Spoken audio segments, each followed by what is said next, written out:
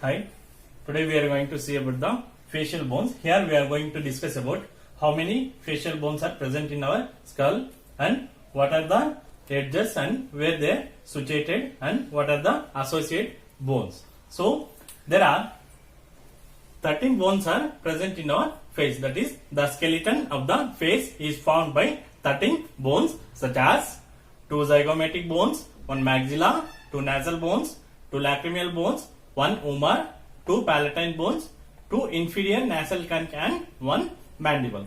Friends, these are the bones of the face. Now, detailing we will see. First one is zygomatic bones.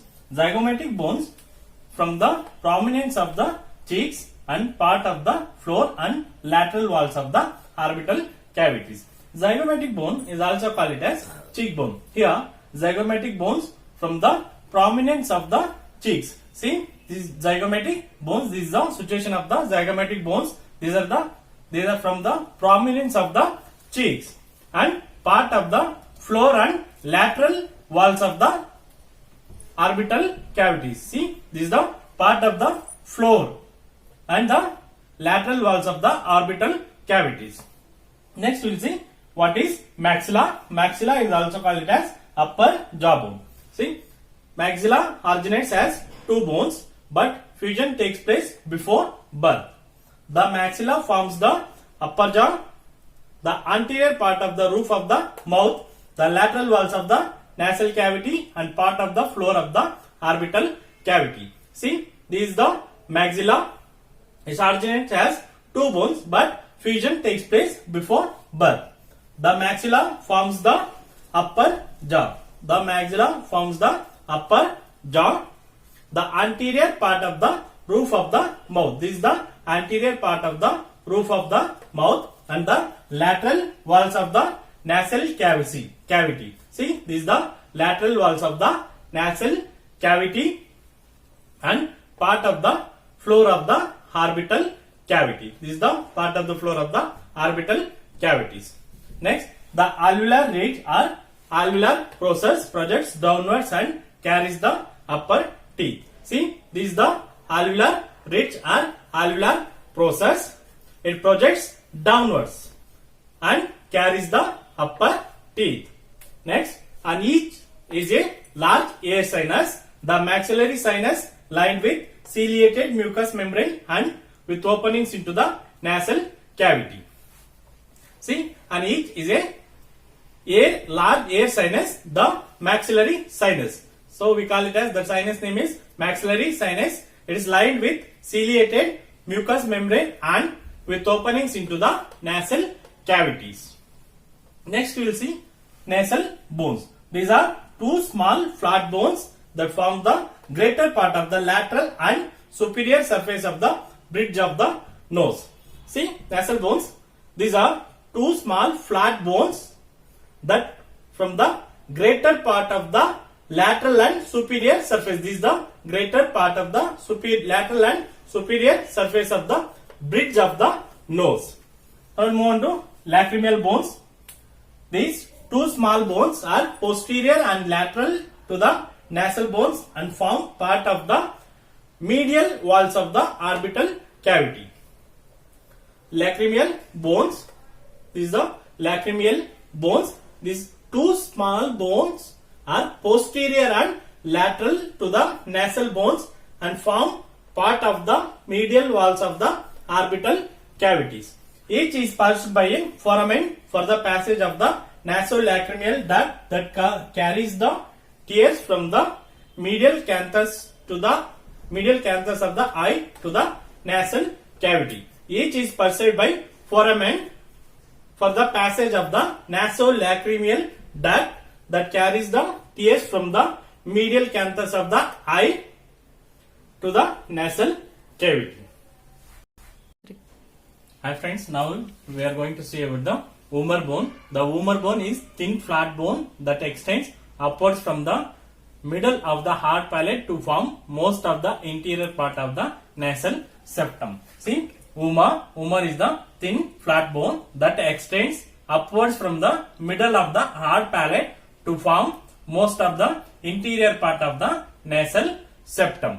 superiorly it articulates with the perpendicular plate of ethmoid bone. See, superiorly it articulates with the perpendicular plate of the ethmoid bone.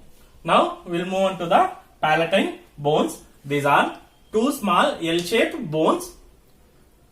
The horizontal parts unite to form the posterior part of the hard palate, and the perpendicular part projects upwards to form part of the lateral walls of the nasal cavity. See, the horizontal parts unite to form the posterior part of the hard palate, and the perpendicular parts project upwards to form part of the lateral walls of the nasal cavity. It helps to form the lateral walls of the nasal cavity.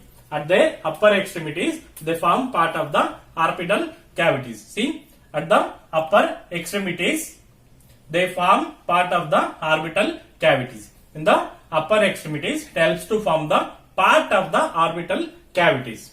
Now, we'll move on to the inferior nasal concave. Each concave is a scroll-shaped bone which forms part of the lateral walls of the nasal cavity and projects into below the middle concave. See, each concave is a scroll-shaped bone which forms part of the lateral walls of the nasal cavity and projects into it below the middle concave. The superior and middle concave parts of the ethmoid bone. See, we can see here the superior and middle concave are the parts of the ethmoid bone. The concave collectively increase the surface area in the nasal cavity, allowing inspired air to be warmed and humidified more effectively. The concaves will help to increase the surface area in the nasal cavities. It allowing the inspired air to be warmed and humidified more effectively during the breathing. Now we'll move on to the mandible bone. Mandible bone is also called as lower jaw. This is the lower jaw, the only movable bone of the skull. It originates as two parts that unite at the midline. See, it originates as two parts that unite at the midline. Each of consists of two main parts: a curved body with the alveolar ridge containing the lower teeth and a ramus which projects upwards almost at right angles to the posterior end of the body. See, each of consists of two main parts: a curved body with the ramus. See, this is the curved body and it is the ramus. It contains the alveolar ridge containing the lower teeth and a ramus which projects upwards almost at right angles to the posterior end of the body. This is the ramus angle and body. At the next point, at the upper end, the ramus divides into the condyloid process which articulates with the temporal bone to form the temporomandibular joint, and the carotid process which gives attachment to muscles and ligaments that close to the jaw. See, at the upper end, the ramus divides into the condylar process. The ramus divides into the condylar process which articulates with the temporal bone,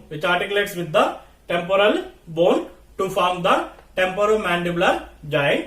Temporomandibular joint, a joint between the temporal and mandibular bone, and the carotid process which gives attachment to muscles and ligaments that close the jaw. Next, the point where the ramus joins the body, if it is the angle of the jaw. See, the point where the ramus joins the body, that point we call it as angle. Thank you. Now we'll move on to the hyoid bone. See, hyoid bone, this is an isolated horseshoe-shaped bone lying in the soft tissues of the neck just above the larynx and below the mandible. See, hyoid bone, it is a horseshoe-shaped bone and it is an isolated horseshoe bone lying in the soft tissues of the neck just above the larynx and below the mandible. See, this is the position of the hyoid bone, that is just above the larynx and below the mandible. And hyoid bone does not articulate with any other bone, but it is attached to the styloid process of the temporal bone by ligaments, and ahad bone supports the larynx and gives attachment to the base of the tongue. So friends, this is about the facial bones.